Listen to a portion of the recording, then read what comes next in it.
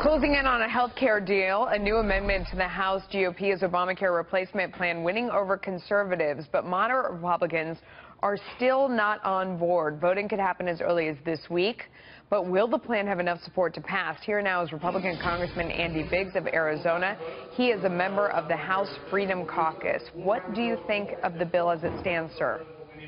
Well, I think it still has some fundamental problems. I think it becomes a replacement bill. It's an amendment bill. It doesn't really repeal, keeps some of the framework of Obamacare in place.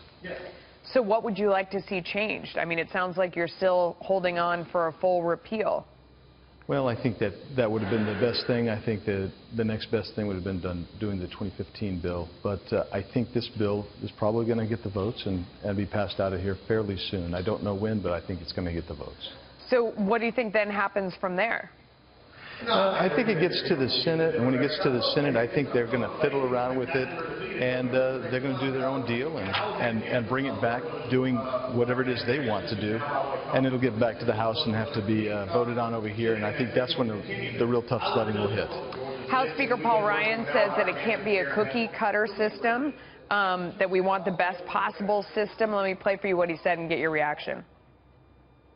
We want to bring down costs. We want to preserve protections for people with pre-existing conditions.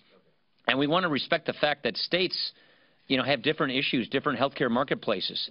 And we want to give states greater flexibility so that they can get the maximum reduction in policies and premiums, and so that we can get the best possible healthcare system. Does the plan that is moving forward right now address those things? I think it attempts to address those things. I'm not satisfied that it addresses them. For instance, the waiver plan that they're talking about requires the states to go hat in hand to the federal government. It's a temporary waiver. It's not a long-term, it's not a permanent waiver. And the fact that the states have to ask for a waiver tells you that you haven't repealed Obamacare, because what are you waiving?